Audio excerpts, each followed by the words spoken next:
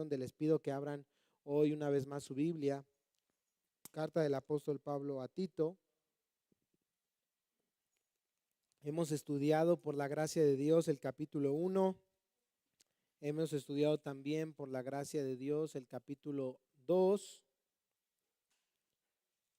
Ya lo terminamos. Ya está, miren, mi Biblia se rompió de que la carta nada más ocupa una hoja, ¿verdad? Y estamos así para arriba, para atrás, ya está. Se rompió ahí sí porque me quieren regalar una de piel genuina, hermanos, ya saben. Con canto de oro, pero bañado, real. Nada, es cierto. Es coto. Y pues bueno, hemos llegado ya al capítulo 3, donde estamos estudiando del versículo 1 y hasta el versículo 8. Desde el versículo 1 y hasta el versículo 8, ya hemos abarcado desde la semana pasada 2 versículos de esta parte de esta serie de Tito. Y ahora vamos a continuar con los siguientes versículos para tratar de culminar con la ayuda de Dios. Tal vez no acabemos hoy una vez más, pero con la ayuda de Dios, si el Señor nos presta vida, la siguiente semana culminaremos esta parte. Así que antes de comenzar, hagamos una oración. Inclinen su rostro al Señor juntamente conmigo, cierren sus ojos en señal de reverencia a nuestro Dios. También les pido que puedan tener apagados sus celulares o en silencio para guardar reverencia ante el Señor. Padre bendito, te damos gracias y te alabamos en este día, porque eres tú, Señor, quien nos ha dado vida, y no solamente vida física, Señor, porque cientos y miles de personas tienen vida física, pero no tienen vida espiritual, Señor. Y si nosotros hoy gozamos de vida espiritual, es solamente por tu gracia y tu infinito amor. Es solamente por el poder de tu Espíritu Santo en nuestra vida, amado Dios. Y hoy venimos una vez más ante ti, reconociendo, Señor, que a lo largo de la semana, a través de diferentes tentaciones, luchas y pruebas, nuestra vida constantemente se desgasta y necesitamos constantemente venir a la fuente de toda vida espiritual que eres tú, Señor. Por eso hoy pedimos tu bendición, que a través de tu divina presencia y tu poderosa palabra puedas seguir confrontando, exhortando, pero también animando, Señor, nuestros corazones. Padre, necesitamos tanto de ti, necesitamos tanto de tu Espíritu Santo en medio y en nuestra vida, Padre, y necesitamos tanto del poder de tu palabra en nuestros corazones. Hoy rogamos que no sea este día la excepción, que hoy día sea día de salvación, de santificación y sobre todo día en el que tu nombre sea glorificado. ¿Cuántos decimos amén? Un favor más, una vez más, hermanos de logística, siempre les encargo cuando inicie la predicación, perdón, no quisiera hacer esto, pero si ven gente como ahorita, que hay tanta gente en el pasillo, anímenlos a los hermanos a pasar ya al tiempo de la predicación, se los voy a agradecer mucho. Vamos entonces a estudiar Tito capítulo 3, versículo 1 al versículo 8, pero antes déjame decirte que sin duda a lo largo de la historia del cristianismo han existido múltiples historias de hombres y mujeres que han impactado la sociedad con su testimonio de una vida piadosa, de una vida entregada a Dios. Pero no hay como aquellas historias de los que, siguiendo el ejemplo de nuestro Señor Jesucristo, pudieron perdonar incluso a sus verdugos, a aquellos que les hicieron el mal, a aquellos que incluso les quitaron la vida por seguir el nombre de Cristo. Desde Esteban, que pidió al Señor cuando moría apedreado por líderes judíos, ¿te acuerdas? Señor, no les tomes en cuenta este pecado. Hasta santos mártires que morían quemados vivos o comidos por los leones, que al estar muriendo ellos rogaban por misericordia hacia no solamente sus verdugos, sino hacia toda la ciudad. ¿Qué es lo que a estos hombres y mujeres les permitía y les sigue permitiendo extender tal gracia con tal magnitud? Si nosotros queremos ser una iglesia, como se titula esta predicación, que impacte la sociedad con el evangelio, debemos ser una iglesia que medite constantemente en el evangelio. Que no olvidemos de dónde el Señor nos sacó. Y que no olvidemos su gran misericordia para con nosotros. Y de esa misma manera podremos entonces extender misericordia y gracia a los demás. Y eso es lo que queremos hacer hoy, meditar en el Evangelio, meditar en de dónde el Señor nos sacó, para entonces ser una iglesia que impacte la sociedad a través del Evangelio. Así que leamos lo que Pablo dice en Tito capítulo 3, versículos 1 al 8. Dice así: recuérdales que estén sujetos a los gobernantes, a las autoridades, que sean obedientes, que estén preparados para toda buena obra. Versículo 2, que no injurien a nadie, que no sean contenciosos, sino amables, mostrando toda consideración para con todos los hombres. Porque nosotros también en otro tiempo éramos necios, desobedientes, extraviados, esclavos de deleites y placeres diversos, viviendo en malicia y envidia, aborrecibles y odiándonos unos a otros. Pero cuando se manifestó la bondad de Dios nuestro Salvador y su amor hacia la humanidad, Él nos salvó, no por las obras de justicia que nosotros hubiéramos hecho, sino conforme a su misericordia, por medio del lavamiento de la regeneración y la renovación por el Espíritu Santo, que Él derramó sobre nosotros abundantemente por medio de Jesucristo nuestro Salvador, para que justificados por su gracia fuéramos hechos herederos según la esperanza de la vida eterna. Palabra fiel es esta, y en cuanto a estas cosas quiero que hables con firmeza, para que los que han creído en Dios procuren ocuparse en buenas obras. Estas cosas son buenas y útiles para los hombres.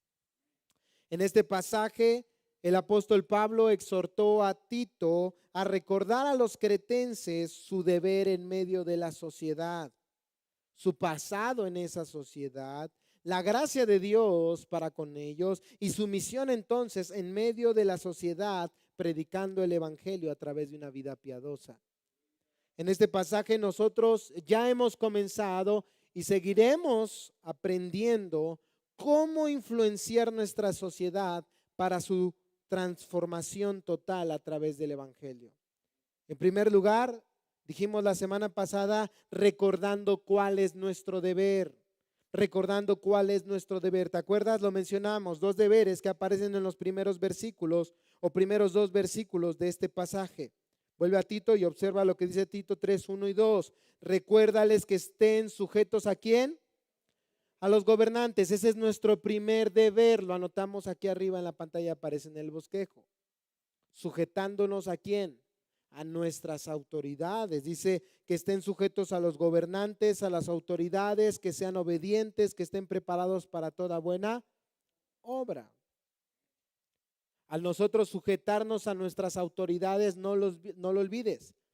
Le mostramos a la sociedad que nuestra ciudadanía no está aquí en la tierra, sino ¿en dónde? En los cielos. Y si el emperador, el rey, el presidente es cruel, ¿nosotros qué hacemos? Nos sujetamos. Porque nosotros nos sujetamos principalmente al que es Rey de Reyes y Señor de Señores, y es Cristo. ¿Cuál es el segundo deber? Lo tienen aquí arriba en pantalla en su bosquejo. No solamente sujetarnos a nuestras autoridades, sino servir a nuestros conciudadanos. ¿Por qué dijimos eso? Por lo que leemos en el versículo 2, que no injurien a nadie, que no sean contenciosos, sino ¿qué? Sino amables, mostrando toda consideración para con todos los hombres. Exactamente. El texto nos enseña entonces cuál es nuestro deber en medio de la sociedad. Queremos impactar el evangelio, recordemos ese deber. Servir a nuestras autoridades, servir a nuestros conciudadanos, nuestros vecinos, nuestros compañeros de trabajo, nuestros amigos, deben ver en nosotros el reflejo de un hombre, de una mujer que ha sido salvada por Cristo. No solamente del infierno futuro, sino también del pecado en el presente.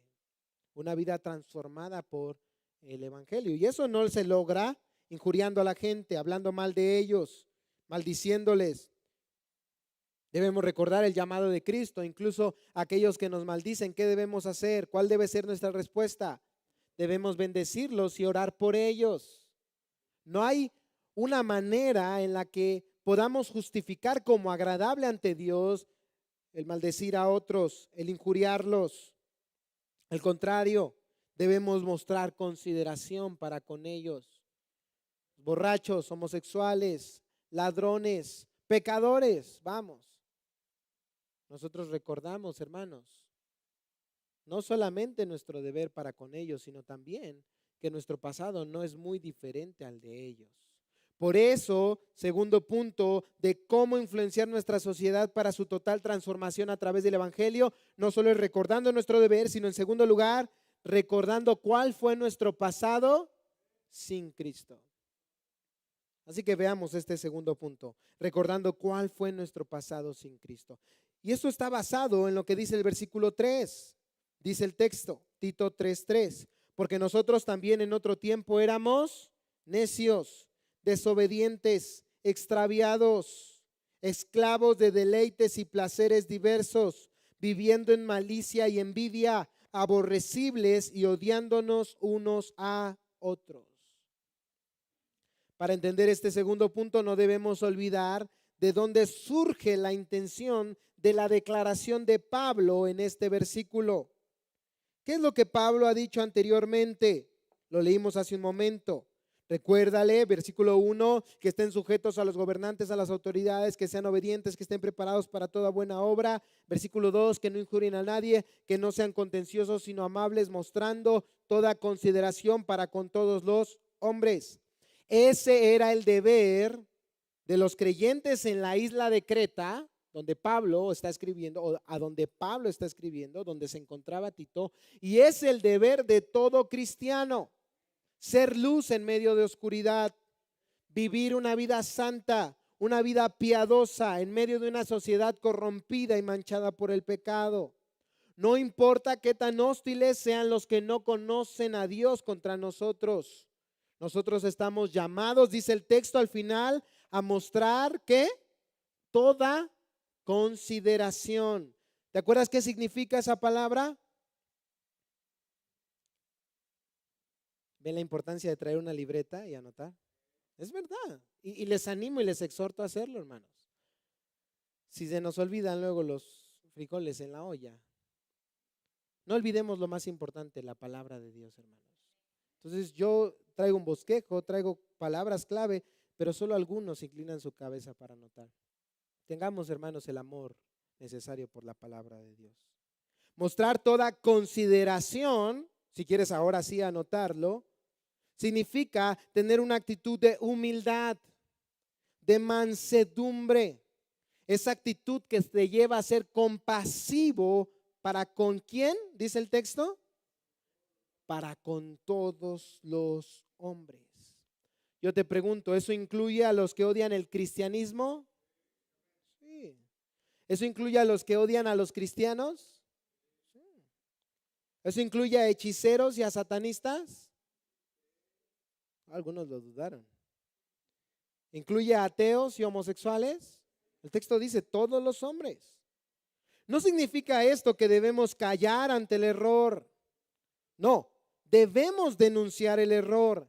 Debemos oponernos firmemente ante las mentiras de este mundo. Pero al hacerlo, dice el texto, debemos hacerlo con toda humildad, con mansedumbre, con compasión. Y Pablo da a continuación el por qué. Observa tu Biblia, versículo 3. Porque nosotros también en otro tiempo éramos como necios, desobedientes, extraviados, esclavos de deleites y placeres diversos, viviendo en malicia y envidia, aborrecibles y odiándonos unos a otros. Una iglesia que impacta a la sociedad que le rodea es aquella que nunca olvida de dónde el Señor le rescató. ¿Escuchas eso? Vuelvo a repetirlo. Una iglesia que impacta a la sociedad que le rodea es una iglesia que nunca olvida de dónde el Señor le rescató.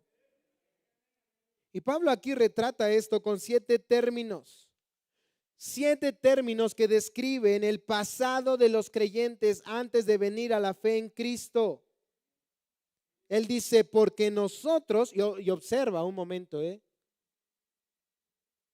este es el apóstol Pablo hablando, aquel que había visto al Señor resucitado, aquel que escribió tres cuartas partes del Nuevo Testamento, aquel que había recibido revelación directa por parte del Señor, aquel que había ido al tercer cielo y había visto cosas que ojo no vio, ni oído oyó, ni han subido en corazón de hombre, y sin embargo observa su humildad al incluirse en este pasado. Él dice ustedes. No, ¿qué dice él? Nosotros. Porque nosotros, dice Pablo, también en otro tiempo. ¿De qué tiempo está hablando? Si comparamos eso con lo que dice el versículo 5 y 6, hablando de la salvación y la regeneración por el poder del Espíritu Santo, Pablo está haciendo un contraste entre el tiempo de salvación y el tiempo en el que estábamos perdidos y sin Cristo en el mundo. Él dice, porque nosotros también en otro tiempo éramos. Y aquí déjame hacer un breve paréntesis, porque Pablo en este versículo usa dos verbos para hablar de nuestro pasado sin Cristo. Él dice éramos y después dirá viviendo. Si queremos ser una iglesia que impacta a la sociedad con el evangelio, debemos recordar nuestro pasado sin Cristo. En primer lugar, y si quieres anotarlo, aquí lo tienes en el bosquejo, ¿qué debemos recordar? Que éramos seres corrompidos, que éramos seres corrompidos. ¿Por qué digo esto? Por los adjetivos que Pablo va a usar a continuación para describir nuestro pasado. ¿Cuál es el primero? Él dice, éramos necios. Este adjetivo en el griego describe a alguien irracional, no marcado por el uso de la razón, alguien que no goza de inteligencia. Y cuando la escritura contrasta la necedad con la sabiduría, lo hace en términos de sabiduría espiritual, no terrenal. Porque déjame decirte algo hoy, puedes tú saber muchas cosas terrenales, matemáticas, literatura, tener un posgrado y hasta ser reconocido por el mundo entero, pero si no entiendes que de Dios proceden todas las cosas, a la luz de la palabra eres, ¿qué? Un necio. ¿Te acuerdas lo que dice el Salmo 14, versículo 1? Pon un separador ahí en Tito, acompáñame y vea Salmos. Algunos ni Biblia traen, hermanos. Me sorprende y me da tristeza. Porque muchas veces es un reflejo de una indiferencia total a la palabra de Dios.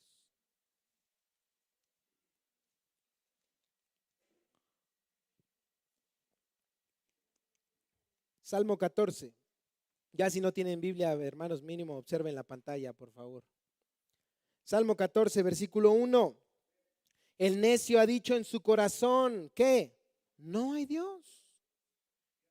Todos se han corrompido, han cometido hechos abominables, no hay quien haga el bien.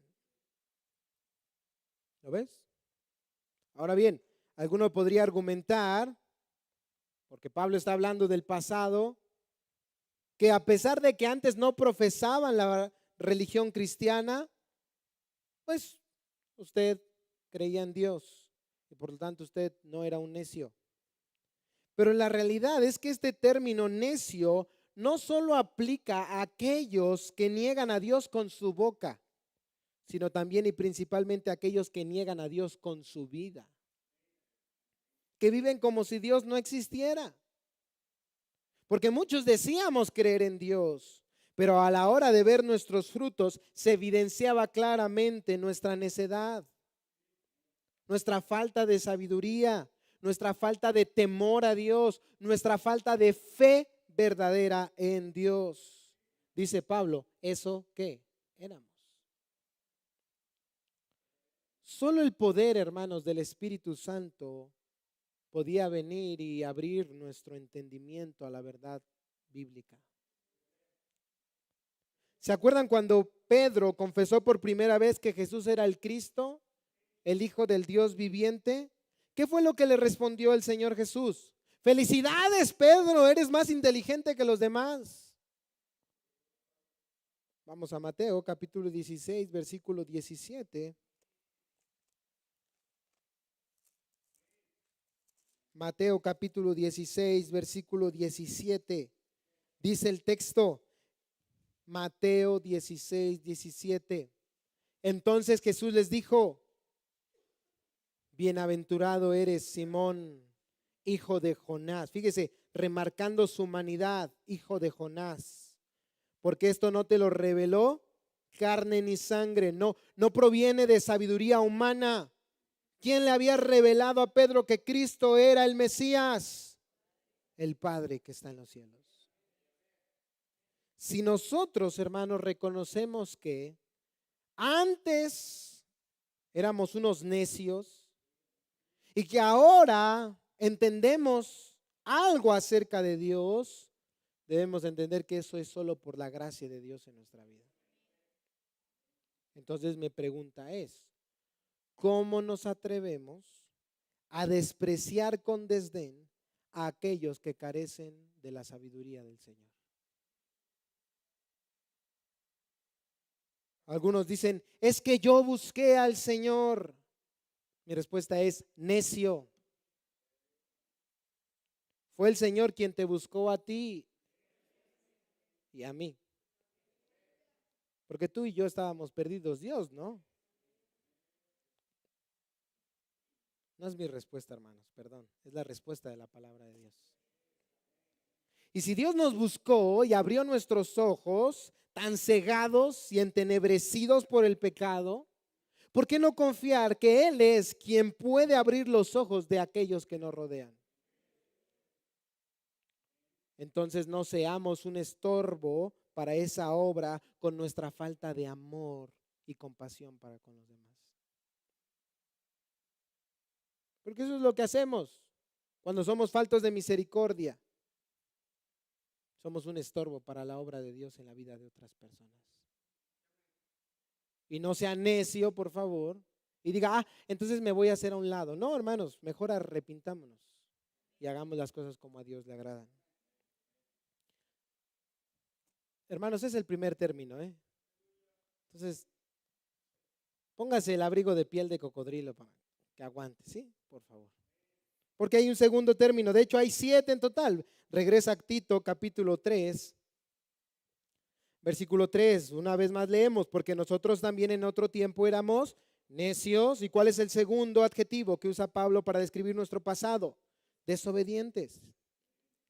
Un adjetivo que contrasta la vida de una persona que vive bajo la obediencia a la ley de Dios y a las leyes humanas, con la vida de una persona que de plano no lo hace.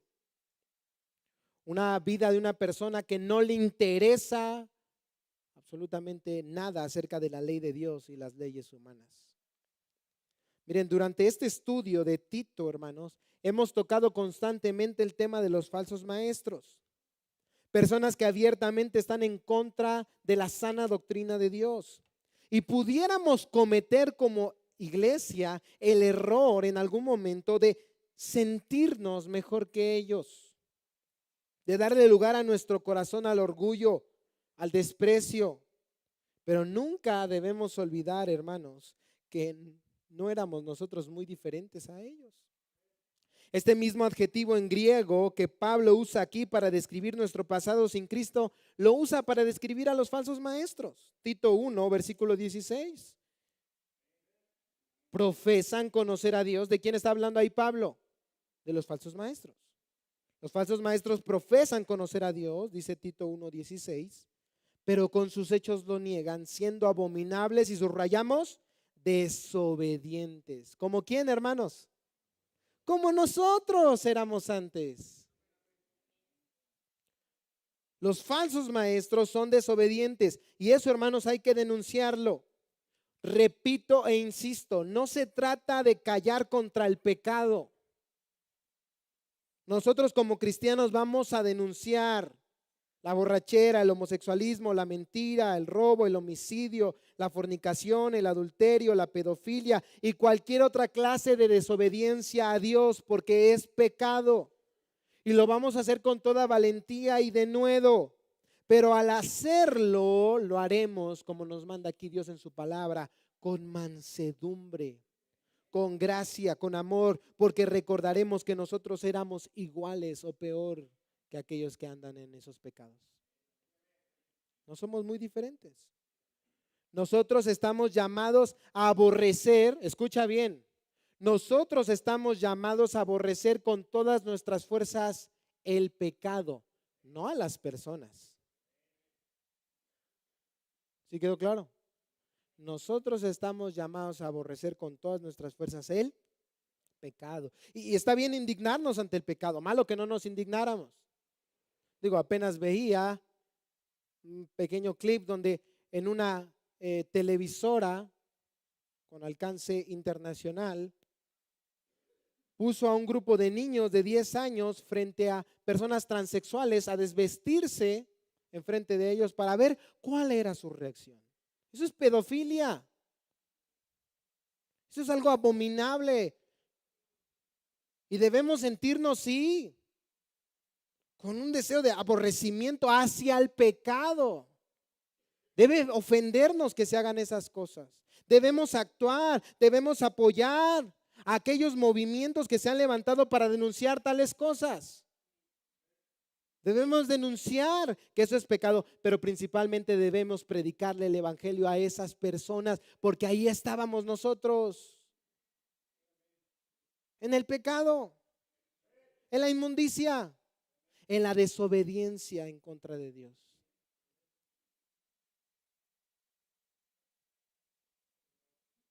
Pero otra vez, nosotros aborrecemos el pecado, o debemos hacerlo,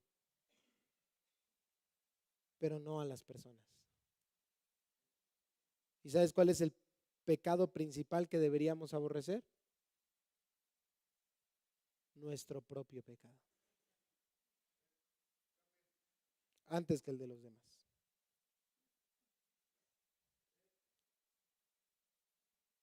El Señor, hermanos, hoy pueda cambiar nuestro corazón. Señor, cambia nuestro corazón, el de nuestros hermanos, de tal manera, amado Dios, que podamos odiar nuestro pecado, odiarlo con todas nuestras fuerzas y amar a las personas que nos rodean. Y que, Señor, si miramos el pecado de otros, no sea para condenarles, sino para exhortarles con valentía, amor y gracia al arrepentimiento y a la fe en Cristo Jesús. Para llevarles a la fe de ese Dios quien nos salvó cuando éramos necios, desobedientes. En tercer lugar, ¿qué dice Pablo? Vuelva a Tito. Extraviados. Ahí está el tercer adjetivo. Extraviados. Un adjetivo que también puede ser traducido como descarriados. Este adjetivo en griego describe el estar o ser extraviados a una creencia o forma de vida errónea. Tal era nuestra condición sin Cristo.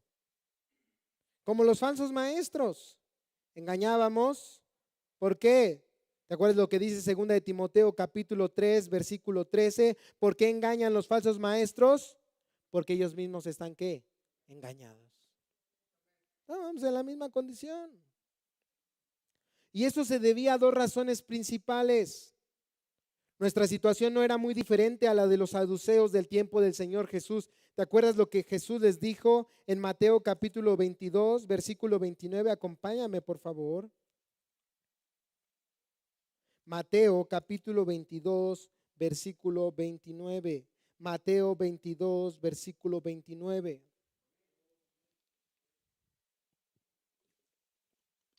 Los saduceos no creían en la resurrección, ¿te acuerdas? Una doctrina fundamental. No eres cristiano si no crees en la resurrección. No tienes salvación si no crees en la resurrección. Es más, ¿qué esperas? ¿Salvación de qué si la resurrección no hay? ¿Y qué les dijo Jesús a estos hombres, a estos saduceos? Mateo 22, 29. Espérenme, yo estoy perdido. Ok, pero Jesús les respondió, están equivocados, otra traducción, errados. ¿Por qué? Por no comprender las escrituras ni el poder de Dios. Porque nosotros estábamos extraviados, porque nosotros estábamos errados, porque nosotros estábamos equivocados como estos hombres, porque ignorábamos, ¿qué? La palabra de Dios. Pero ¿cómo íbamos a entender la palabra si nuestra mente estaba cegada por el pecado? Habíamos sido engañados ¿por quién? Por Satanás. ¿Te acuerdas lo que describe 2 Corintios capítulo 4, versículo 4? Acompáñame, por favor.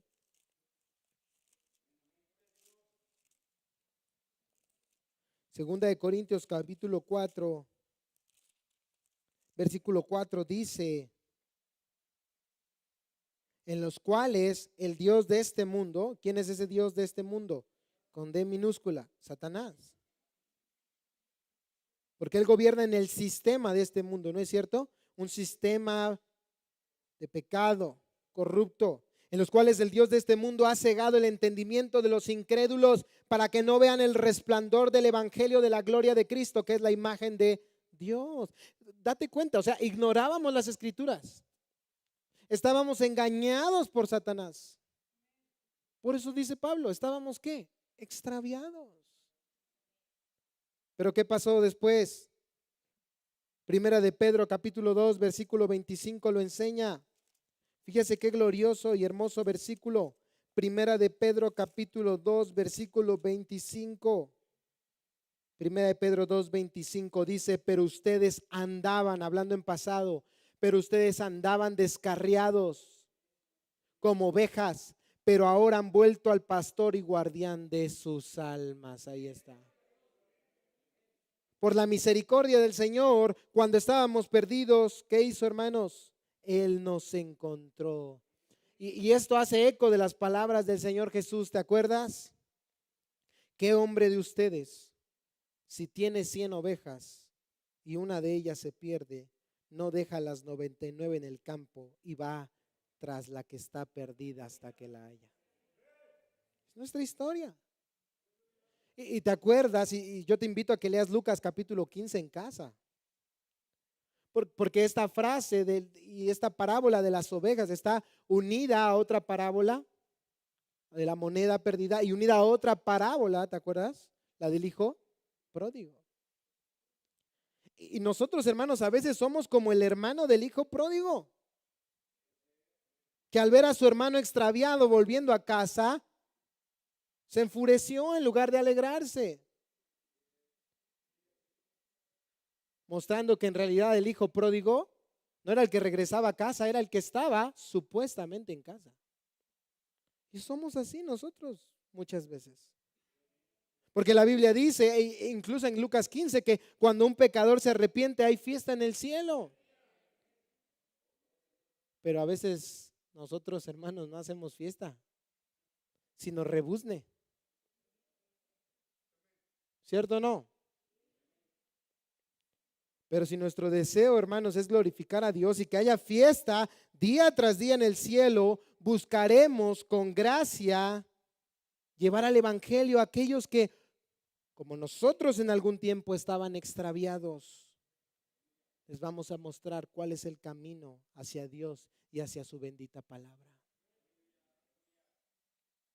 Porque ¿cuáles fueron las consecuencias en nuestra vida de vivir como necios, como desobedientes, como extraviados? Dice Pablo, volviendo a nuestro pasaje, Tito capítulo 3, éramos ¿qué? Esclavos, exactamente. Vuelvo a leer Tito 3:3, porque nosotros también en otro tiempo éramos necios, desobedientes, extraviados, esclavos de deleites y placeres de diversos. ¿Qué es esclavos? Luleo en griego. El léxico lexam del Nuevo Testamento dice así, y cito: ser un esclavo es ser o estar completamente dominado por alguna influencia o persona. Repito, ser o estar completamente dominado por alguna influencia o persona. Es concebida esta palabra, dice este diccionario, por ser la propiedad legal de otro. ¿Y qué dice Pablo? ¿De quién éramos esclavos? De deleites y placeres diversos. ¿Qué es esto? Estas palabras en griego hablan de deseos cumplidos que están alejados de la voluntad de Dios. Deseos cumplidos que están alejados de la voluntad de Dios. Es el impulso, la lujuria o la ansiosa búsqueda del propio interés. El deseo, hermanos, muestra lo que verdaderamente somos. Es una manifestación visible del pecado, pues aún nuestros deseos han sido manchados por el pecado. Cuando examinamos estos deseos a través de la ley de Dios, la ley de Dios pone de manifiesto nuestra carnalidad, nuestro alejamiento de la voluntad de Dios, nuestro merecimiento de la ira divina. ¿Por qué? ¿Porque es malo deleitarse? No, no es malo deleitarse. Más bien, como enseña Pablo en otras de sus cartas, son deseos de los cuales, si los mencionamos ahora, nos avergonzaríamos de ellos.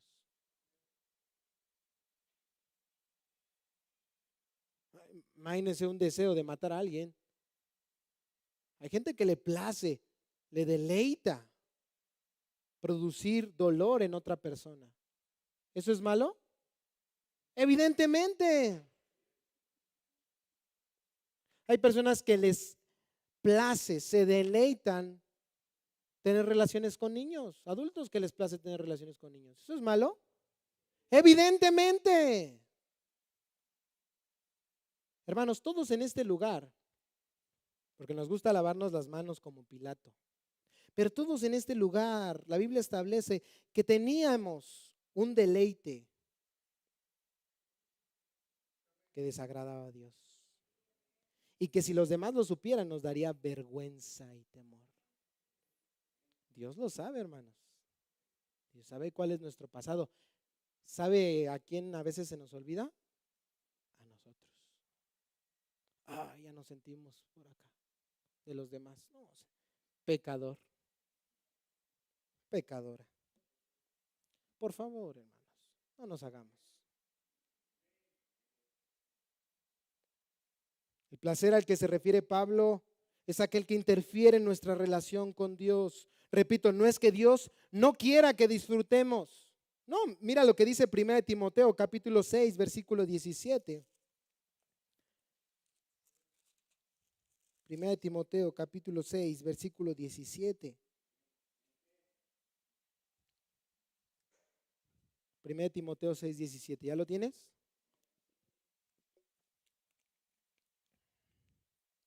A los ricos en este mundo, enséñales que no sean altaneros ni pongan su esperanza en la incertidumbre de las riquezas, sino ¿en quién? En Dios. Y subrayamos, el cual nos da abundantemente todas las cosas. ¿Para qué? Para que las disfrutemos. Ahí está el punto. O sea, Dios no está en contra del placer. Dios no está en contra, hermanos, del deleite. Es más, o sea, Él nos diseñó para ser personas que puedan deleitarse en múltiples cosas. Sin embargo, como este mismo texto lo deja en claro, muchos han hecho de las cosas de este mundo y del placer su Dios, cayendo en idolatría en su corazón y amando el placer antes de amar al Dios verdadero. Porque el propósito del Señor ponerte papilas gustativas en la lengua, de ponerme papilas gustativas en la lengua, era que cuando disfrutaras de esa comida que te gusta tanto, no la pusieras sobre un altar y veladoras y te pusieras a adorar a la comida, no, era que levantara tus ojos al cielo y dijeras, Señor, te doy gracias por este alimento. El propósito de Dios crearte un ser sexual y darte la bendición que en el matrimonio gozaras del sexo, no era para que pusieras a tu cónyuge en un altar o al sexo en un altar y le rindieras culto y dijeras, el sexo es lo mejor de la vida. No, el propósito era que al terminar de disfrutar de las relaciones sexuales con tu cónyuge, levantaran juntos la mirada del cielo y Señor, te doy gracias. Porque no lo merecemos, pero tú eres bueno, Señor. Ese es el propósito de todo en la vida, ir a Acapulco, ir a Cancún y ver tan bonitas playas. No era que dijeras, las vacaciones, lo mejor del mundo, y no voy a ir a la iglesia, y ya no voy a leer la Biblia. No, no era ese el propósito. El propósito era que al ver un atardecer dijeras, si esto es hermoso, ¿cómo serás tú, Señor? Te alabo y te bendigo porque tú eres el único hermoso, digno y grande. Pero somos idólatras por naturaleza, ¿no es cierto? Y como describe 2 Timoteo capítulo 3, versículo 4, mira lo que dice. Éramos nosotros, 2 Timoteo 3, 4. Traidores, impetuosos, envanecidos, amadores de los placeres en vez de amadores de Dios. ¿Cuál es el resultado? Hombres y mujeres esclavizados por el ídolo del placer. ¿El dinero es malo? No. Pero cierto, ¿no? Hemos hecho muchas veces de él un ídolo. ¿El trabajo es malo? No. Pero cierto, no hemos hecho de él muchas veces ídolo. Los hijos, los idolatramos a veces, ¿no es cierto? Y ya no les hablamos palabra de Dios para no meternos en problemas. Estamos amando más a nuestros hijos de amar a Dios. Los estamos haciendo ídolos de nuestra vida. El placer también. Un placer que tiene un alto costo, porque este es el lema del pecado: disfruta hoy, paga mañana. Nos reímos, pero es verdad. Imagínese una eternidad en el infierno. ¿Quiere probar? Y no solamente es en el infierno, en esta vida, hermanos, pagamos consecuencias terrenales. Pero por mucho que nos resistíamos cuando no teníamos a Cristo, ¿qué hacíamos? Cedíamos. ¿Por qué? Dice Pablo, porque éramos ¿qué? Esclavos.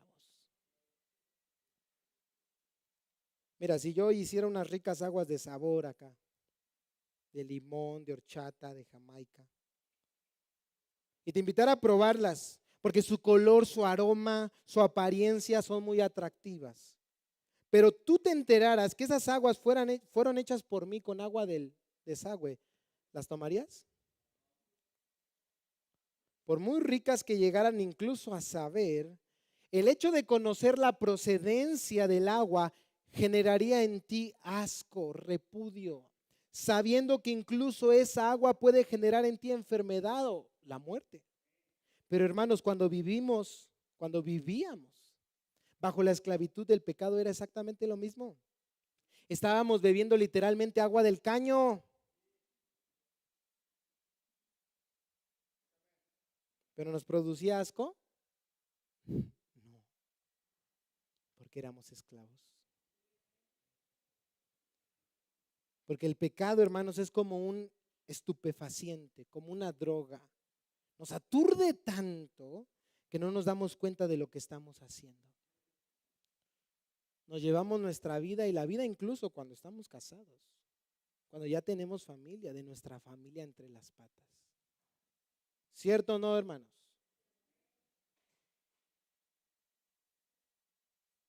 Pero gloria a Dios porque un día vino a nuestra vida Cristo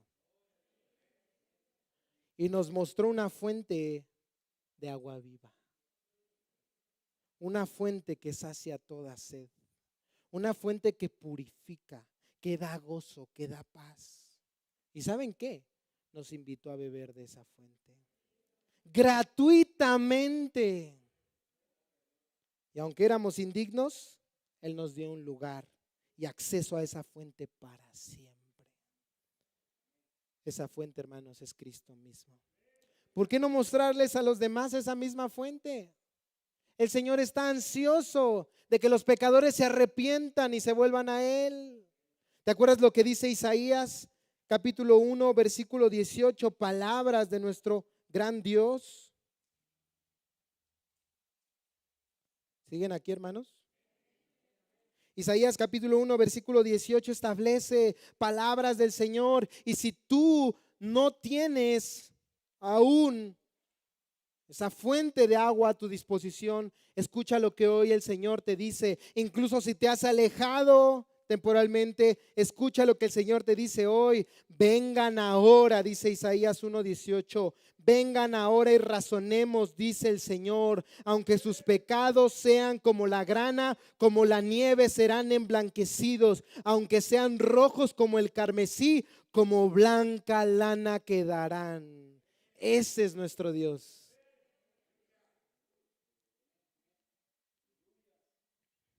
Este es el Dios al que adoramos. Este es el Dios al que tenemos. Este es el Dios al que servimos. ¿Cómo no entregarle nuestra vida a este Dios? ¿Cómo no servirle? ¿Cómo no abrir su palabra diariamente y escuchar su voz? ¿Cómo no tener comunión con Él a través de la oración? Si Él me dice no te dejes de congregar, yo no me dejaré de congregar. Si Él me dice reúnete con tus hermanos, adora con tus hermanos, ofrenda para la obra de Dios, yo no lo dejaré de hacer. Y que el Señor me ayude. Porque esto que el Señor ha hecho ha sido grande en mi vida. ¿Y en la de ustedes? Pero aquí no termina todo. Porque Pablo no usa en Tito capítulo 3, versículo 3, solamente el verbo en pasado éramos para describir nuestra vida antes de venir a Cristo. Él también dice viviendo. Porque si queremos ser una iglesia que impacte nuestra sociedad con el evangelio, al recordar nuestro pasado sin Cristo y que eso nos lleve a ser misericordiosos con los demás, no solo debemos reconocer que éramos seres corrompidos, sino también, si gustas anotarlo, en segundo lugar, que vivíamos vidas corrompidas. Tito capítulo 3, versículo 3. ¿Viviendo en qué? Malicia. Vuelvo a leer todo el pasaje, Tito 3:3, porque nosotros también en otro tiempo éramos necios, desobedientes, extraviados, esclavos de deleites y placeres diversos, viviendo en malicia y en envidia, aborrecibles y odiándonos unos a otros. Jesús dijo, amado hermano, amada hermana que me escuchas hoy, un árbol bueno no puede dar malos frutos. Un árbol malo no puede dar buenos frutos. Pablo le describió a Tito lo que éramos antes de venir a la fe en Cristo y ahora pasa a describir cómo se reflejaba en nuestra vida esa naturaleza malvada. Antes de tener a Cristo, todos nosotros, dice Pablo, nos hallábamos viviendo en malicia y en ¿qué? En envidia. Malicia, dice el diccionario léxico del Nuevo Testamento, la perversión de la virtud y los principios morales. Eso es lo que significa esta palabra en griego. La perversión de la virtud y los principios morales, trastocando sus propósitos y conduciéndolos a fines malvados. ¿No éramos buenas personas, hermanos? Le dabas de comer a los perros de la calle. Eso no te hacía buena persona, ¿eh? ¿Y qué te servías y después ya andabas maldiciendo a la gente? Ese perro no fue creado a la imagen de Dios y tus vecinos sí, sin embargo, le dabas de comer al perro, pero a tus vecinos los maldecías. Pero le echaba al piste a los pajaritos, hermano. Y daba mis 10 pesos a la Cruz Roja. ¿Te acuerdas lo que enseña Romanos capítulo 3? ¿Cuál es la condición del hombre sin Cristo? Romanos capítulo 3. Esto es lo que Dios dice de nosotros. Romanos capítulo 3, versículo 10, como está escrito, no hay justo. Pero ahora, ¿qué les parece si nos lo personificamos? Como está escrito, no éramos justos, ni aun uno. Versículo 11, no entendíamos, no buscábamos a Dios. Ay, ¿qué pasó? Creo que es un monitor.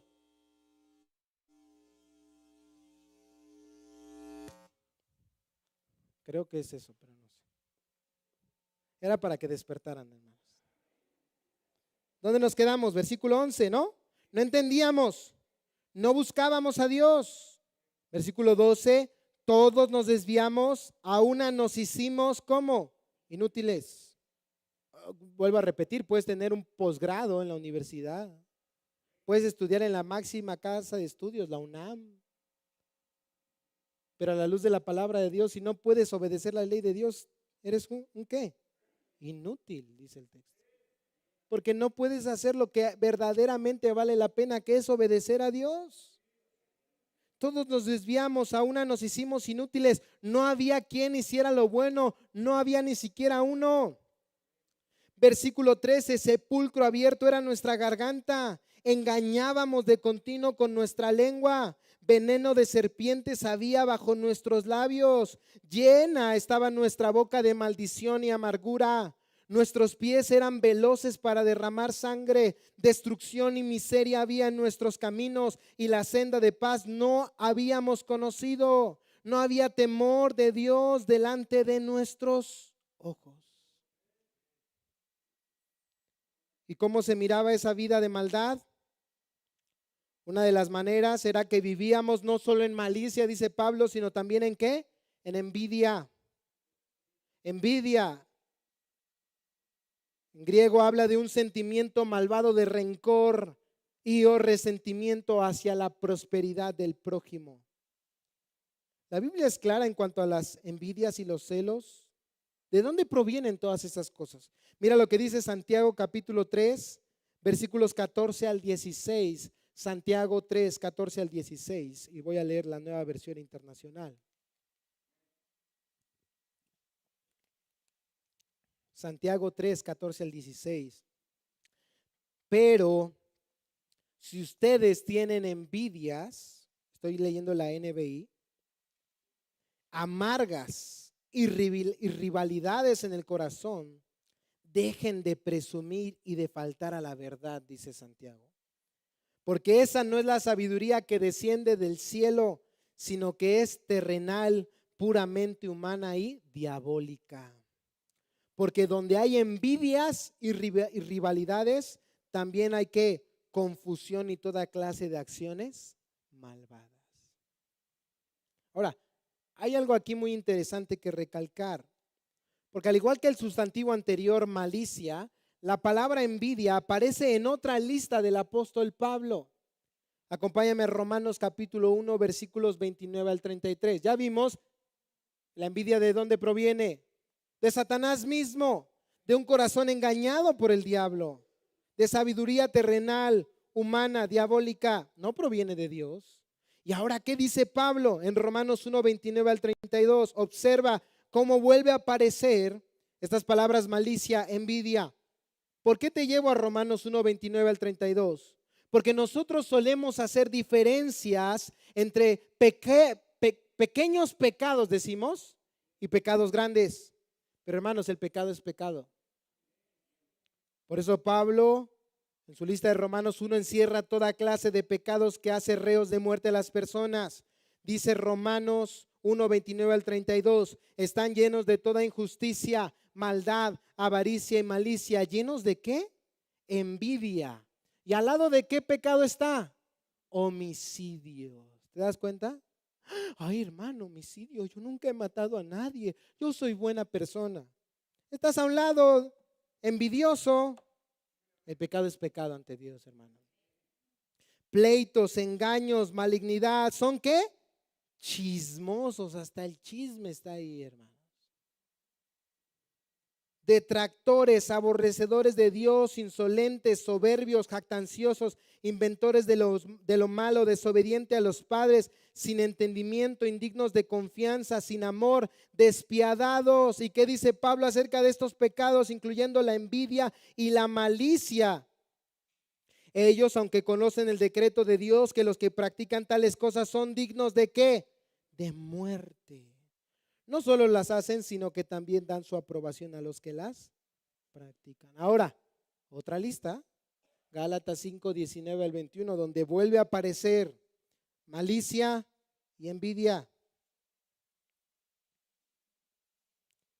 Gálatas 5, 19 al 21, ¿qué dice? Ahora bien, las obras de la carne son evidentes, las cuales son inmoralidad, impureza, sensualidad. Y ahí entra toda clase de inmoralidad, de impureza, adulterio, fornicación, homosexualismo. Pero que hay un lado, versículo 20, idolatría, hechicería, enemistades, pleitos, celos, enojos, rivalidades, disensiones, herejías, y subrayamos 21, envidias. ¿Ven los pecados que están a un lado? Pecados que humanamente consideramos muy grandes, la hechicería, la borrachera, más adelante dice las orgías. Pero ¿qué dice el texto? Contra las cuales les advierto, como ya se lo he dicho antes, que los que practican tales cosas no heredarán el reino de Dios. ¿Se dan cuenta, hermanos? Pero al vivir una vida de malicia y envidia, no nos dábamos cuenta que éramos enemigos de Dios, lo mismo que los demás. Decíamos, no, pero yo no soy tan malo como otras personas. Pues porque te comparabas con otras personas, pero compárate con el Dios santo, santo, santo.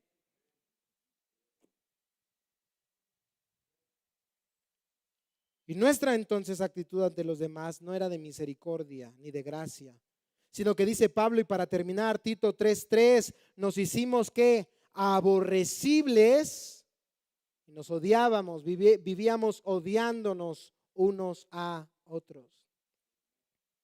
Esta última frase del versículo 3 podría ser traducida como éramos odiosos y vivíamos odiándonos unos a otros. Porque si de algo carecíamos antes de conocer a Dios era de amor. Porque la fuente del verdadero amor es Dios. Está en su misma naturaleza y es fruto del Espíritu Santo. Eso hacía que nuestra forma de vivir constantemente nos hiciera odiosos hacia la vista de los demás. Lo peor era que, en lugar de que como seres humanos falibles e imperfectos reconociéramos que no éramos los únicos que podían fallar, éramos pronto para juzgar los pecados de los demás y terminábamos, como dice el texto, odiándonos unos a otros. Pero hermanos, ahora las cosas tienen que ser diferentes, porque recuerda, Pablo está hablando de otro tiempo, del pasado.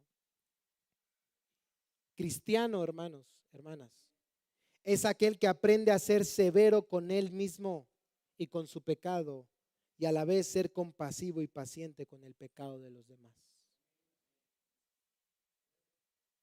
Cristiano es aquel que aprende a ser severo con él mismo y su pecado y a la vez ser compasivo. No dije complaciente, no dije apapachador del pecado. No. Compasivo y paciente con el pecado de los demás. ¿Te acuerdas palabras del Señor Jesús? Mateo 5, versículos 43 al 45. Lo conocen bien, no lo busquen. Nada más que no lo ponemos en práctica muchas veces. Ustedes han oído que se dijo, amarás a tu prójimo y odiarás a tu enemigo. Pero yo les digo, amen a sus enemigos y oren por los que los persiguen. Y déjame decirte algo, Dios jamás te va a pedir algo que Él no haya hecho. Dice el versículo 45, para que ustedes sean hijos de su Padre que está en los cielos. Porque Él hace salir su sol sobre malos y buenos y hace llover sobre justos e injustos. Dios te pide que seas misericordioso. ¿Sabes por qué? Porque Él ha sido misericordioso. Con todos aquí hoy presentes, miren, podemos respirar. ¿Porque lo merecemos? Por la misericordia de Dios. ¿Qué te levantó en la mañana? La misericordia de Dios. ¿Por qué estás aquí y no en un ataúd como hoy miles de personas lo van a estar? Por la misericordia de Dios. Un pasaje que sí me gustaría que buscaran, y es el último pasaje que vamos a leer, Colosenses capítulo 3, por favor. Versículos 12 al 14, este versículo me encanta, aunque muchas veces lamentablemente no lo pongo en práctica. Que Dios me ayude. Colosenses capítulo 3, versículos 12 al 14. Ese es un texto que deberíamos tener ahí en casa, en un recuadro y recordarlo constantemente. Colosenses capítulo 3, versículos 12 al 14. Entonces ustedes, Pablo está hablando a cristianos, ¿cuántos cristianos hay aquí? Entonces ustedes, Colosenses 3, 12 al 14, como escogidos de Dios, ¿cuántos escogidos de Dios hay aquí? ¿Y por qué nos escogió Dios? ¿Porque éramos mejor que los demás? ¿Más guapos? Digo, eso sí, yo no creo que entre. ¿Más atractivos? ¿Más bondadosos? No, la Biblia dice que lo vil y lo menospreciado escogió Dios. Ahí sí yo entro. ¿Y ustedes? No merecíamos ser escogidos de Dios, pero el texto dice, entonces ustedes como escogidos de Dios. Y luego, ¿cómo nos llama? Santos. Wow. ¿Cuántos de aquí en la práctica son santos? Sin embargo, la Biblia nos llama santos. ¿Por qué? Porque la sangre de Cristo nos ha limpiado de todo pecado. Y ante los ojos de Dios, ¿qué somos? Santos. Y luego dice, amados el texto. Ayer fallé, hoy seguramente voy a fallar, si no es que ya fallé, perdone si fallé. Y mañana voy a fallar. Y sin embargo Dios me sigue amando. Y Él me llama aquí amado. ¿Cuántos amados hay aquí? No lo merecemos. Pero si nosotros entendemos que hemos sido escogidos de Dios, que somos escogidos por Dios, aunque no lo merecemos, que Dios nos llama santos, aunque no lo somos, que somos amados gracias al sacrificio de Cristo, entonces, dice Pablo, nos revestiremos ¿de qué? De tierna compasión. ¿Con quiénes? Con los demás, de bondad, de humildad, de mansedumbre, de paciencia. Nos vamos, dice el versículo 13, a soportar unos a otros, a perdonarnos unos a otros. Si alguien tiene queja contra otro, ¿qué va a hacer? Lo va a perdonar. ¿Por qué? Porque dice el texto, como Cristo nos perdonó, así también debemos hacerlo nosotros. Versículo 14, sobre todas estas cosas debemos vestirnos de amor, que es el vínculo de la unidad. Ahora, no sé si tú te das cuenta, pero en Tito, aunque Pablo habla de nuestro pasado sin Cristo, aún seguimos batallando con muchas de estas cosas. Porque Pablo dice, éramos necios. ¿Cuántos de aquí ya son completamente sabios? Pablo dice, desobedientes. ¿Cuántos de aquí ya obedecen a Dios perfectamente? ¿Cuántos de aquí nunca han caído en aquellos pecados que antes nos tenían esclavizados? ¿Cuántos de aquí ya no luchan contra la envidia y el odio? ¿Por qué entonces Pablo dice éramos? Hermanos, porque en Cristo somos nuevas criaturas. Porque Dios ahora nos ve, como leímos hace un momento, como escogidos de Dios, como santos, como amados.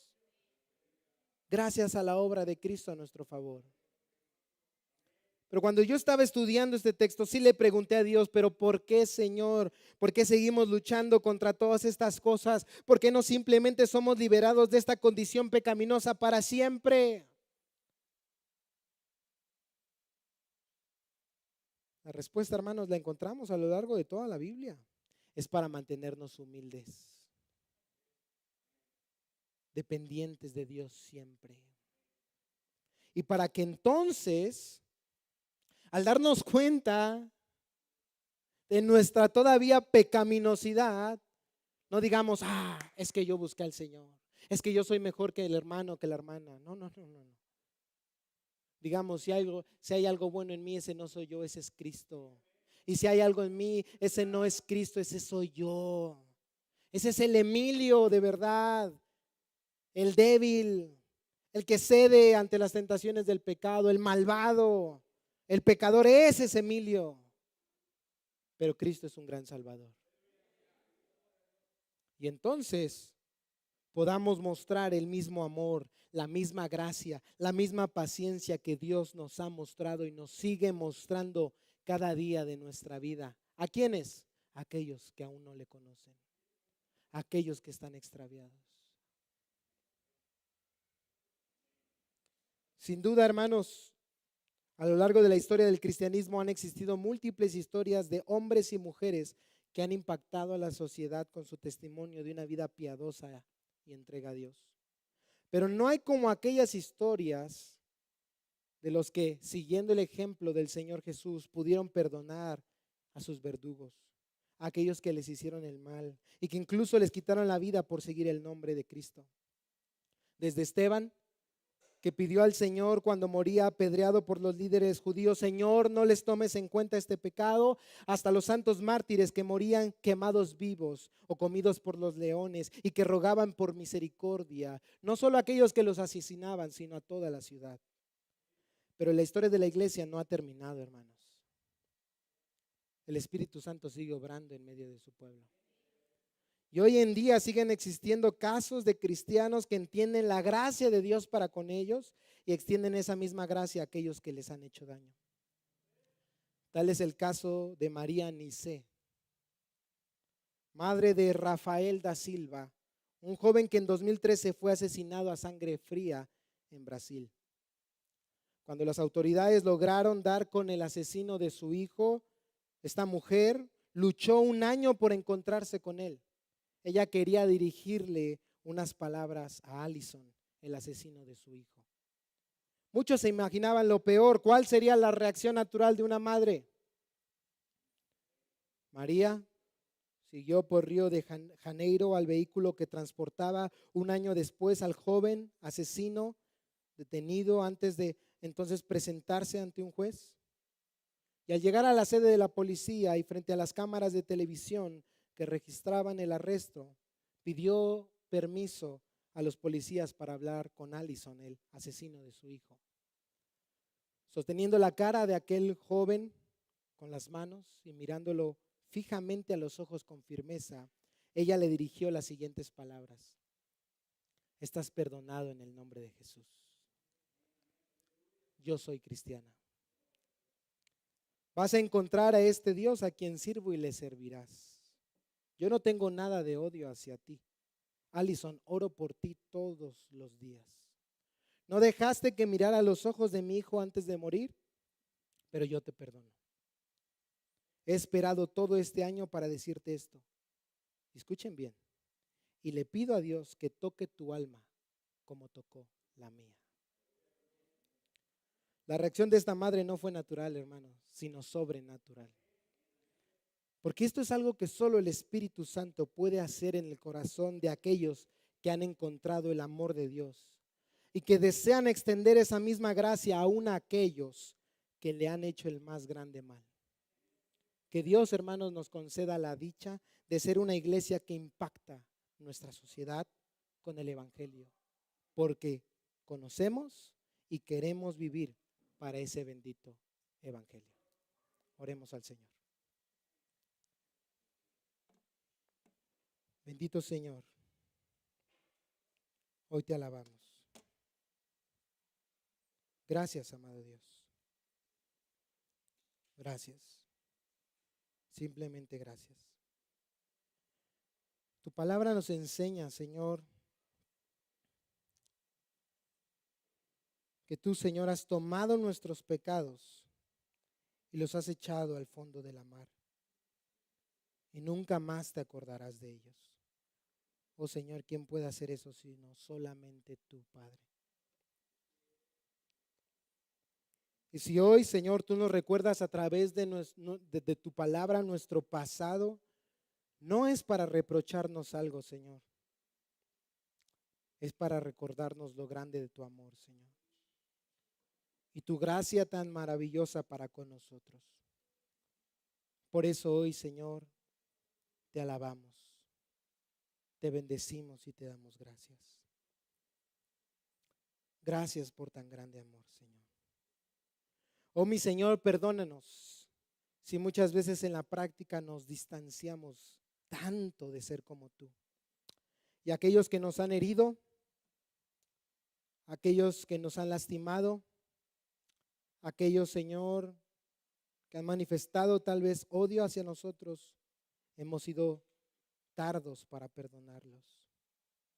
Perdónanos, Señor, porque nosotros ni siquiera te buscamos para pedirte perdón y tú, Señor, ya nos habías escogido desde antes de la fundación del mundo. Padre bueno, que podamos perdonar, Señor, a aquellos que nos ofenden. Y podamos, amado Dios, a pesar de nuestra sociedad que es tan hostil, volvernos, Señor, a ti en arrepentimiento y fe. Amado Padre, ten misericordia de nosotros. Eres el único que puedes ayudarnos. Ayúdanos, Señor, a poner en práctica tu palabra, que no se nos olvide. Y hoy mismo, Señor, ir con aquellas personas que tal vez nosotros mismos hemos herido con nuestro desprecio o que nos han hecho mal, y no para esperar que ellos nos pidan perdón, Señor, sino más bien para extender tu infinito amor y tu gracia, Padre. Ayúdanos a ser cada día más como tú, mi amado Señor, y a darte siempre las gracias por tu palabra en nuestra vida. Es en el nombre de Jesús que oramos y te damos muchas gracias.